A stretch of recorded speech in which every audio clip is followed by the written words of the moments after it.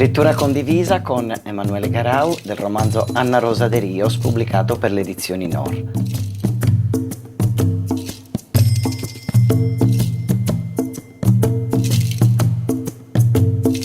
La morte di Tino era la tragedia più grande che mai potevo immaginare di viverne. Niente ci aveva più senso. Questo dolore n'era troppo forte. Uccidendomene stava. A vivere in quella casa era come a morirne. Quella notte a dormire non ci riuscivo proprio. Ci avevo il cuore dentro un sacco. Girata la parte della finestra ne ero e avevo visto una striscia di luce entrando dal portellitto. Adesso in paese ne avevano portato la corrente elettrica e c'era pure una lampadina in sa carrella nostra. Forse quel filo di luce che ne entrava era della luna, o forse era della lampadina, non so. Sentivo solo il respiro mio. Bastala. Annarò! Mi sento a questa voce chiamandomene. Mi avevo pensato che era mamma, chiamandomi da giù. Annarò! Deoso! La voce che ero sentendo non era di mamma. Mi ero acchidata, seduta nel letto. Mi avevo guardato tutto a giro, ma era tutto buio. Solo quella striscia di luce entrando dai suo portellitto ne vedevo. Annarò, ello, non mi se sconoscende a saoghe, ni chisodeo. La voce sua, la voce di Tinu, sentendola bene ero. Non ero sognando, ne ero seduta sopra del letto, a occhi aperti ero. Lo sentivo, ma non lo vedevo a nessuna parte. Annarò, abbai da questo vilu e lughe, idende lusese. Custa est esa vida tua como. Tu di pensas chi Deo no bisie piusu con tegusu, ma no è gai. Deo so inoghe, e già ti so idende, e l'intendo canta su farensia gioches in coro. A mie non mi piachede, chi ste sempre piangendo e gai. No anda bene, coro me. Abbà, in questo taulato, come este tutto buggio, ma in questo buggio puro beste un vilu de lughe. Sighi a questo vilu, ponimi in mente. Si marghisei non ti bevia che spiuso, e tanto baidicche, chiedilo impediti, e tanto, itte che vaghe si noghe. E abbà, Deo te lo so mostrende su vilu de sighire, tocca da tie a idere, si lughere e sighere. Annarò, Deo so contento in oghe, mezzo morto in domo mia, con te cosa facca, chi non morto in terranzena, bocchin de gente chi non ha fatto nudda. Sia scontenta pro a mie, tanto, de una maniera, de un'attera, morrere de via. Tutte queste cose me ne sentivo dentro delle orecchie e la voce era proprio di lui, di Tinu meu. Sentendolo dicendo a quelle parole, era come se mi aveva liberato il cuore dai suo crasto umano che non mi lo vidi gattichende a suo coro meu. Tinu me ne aveva parlato e io ne ero contenta, troppo contenta, vero ne ero. Mi aveva detto andarmene di lì, di partire di Marghisei, che lui adesso ne era contento nel posto dove era. E ci aveva ragione, meglio morto in casa con me che a vivere con l'angoscia di non sapere se mai ne sarebbe tornato della guerra. Tutto dovevo ricominciare, ma tanto niente ci avevo di lasciarne qui. A Castello me ne volevo andare, nella città più grande e più al largo che la mia mente ne poteva pensare. Il continente manco ne esisteva in tempo de dando in sa conca mia. Erano le 5 di mattina. Una cappa de neula bividi sopra de Marghisei. Scendendo da se scale e sa corte, non si vedeva un passo di quanta nebbia c'era quella mattina.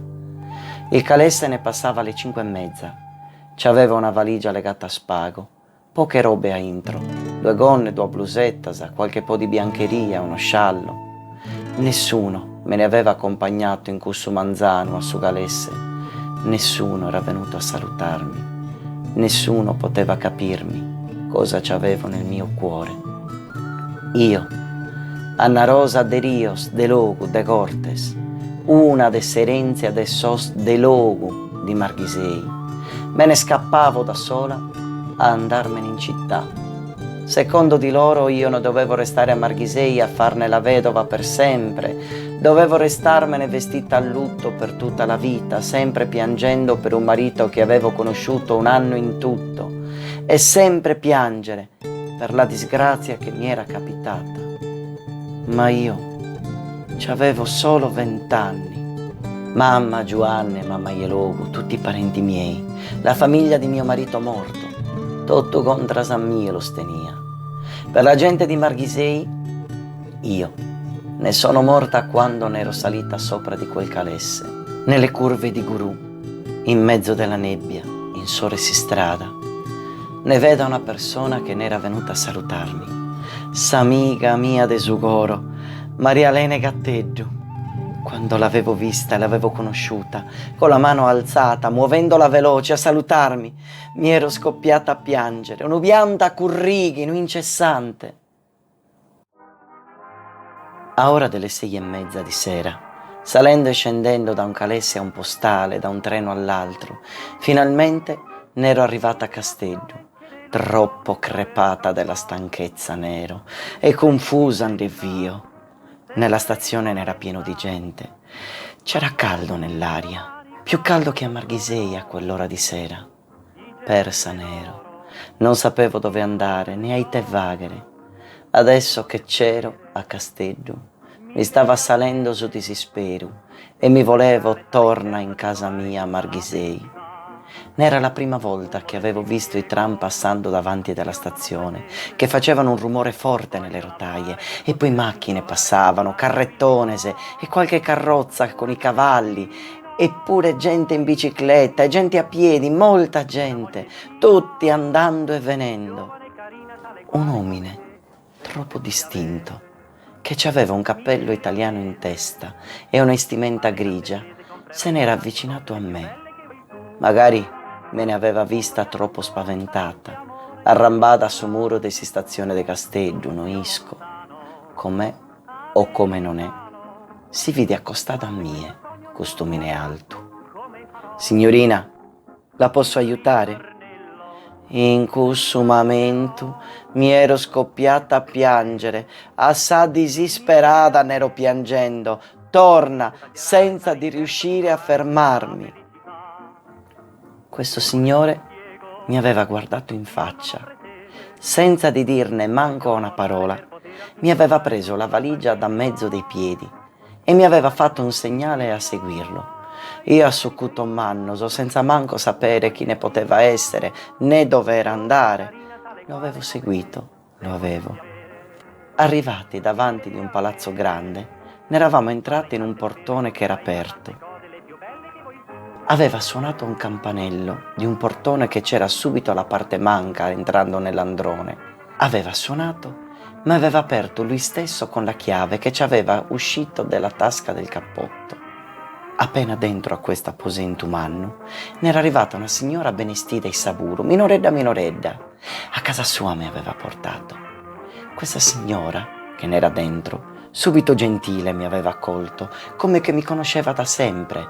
Carissima, benvenuta, ti attendevamo con ansia. Come è andato il viaggio? Sarai stanca sicuramente. Tutte cose in italiano mi vinnende questa femmina, ma io non capivo perché era dicendomi quelle cose a me, che non l'avevo mai vista e mai connota. Non lo sapevo chi poteva essere lei, e neppure esomine distinto col cappello italiano in testa. Mischina tutta affettuosa, stringendomi le mani, proprio come che mi conosceva chissà da quando. Deo proprio non lo podia comprendere. Finalmente quell'uomine alto, che si indevilleato su cappello, se n'era seduto sopra di una poltrona di velluto di colore verde. Cara, non ci siamo presentati. Io mi chiamo Gian Maria Fresi.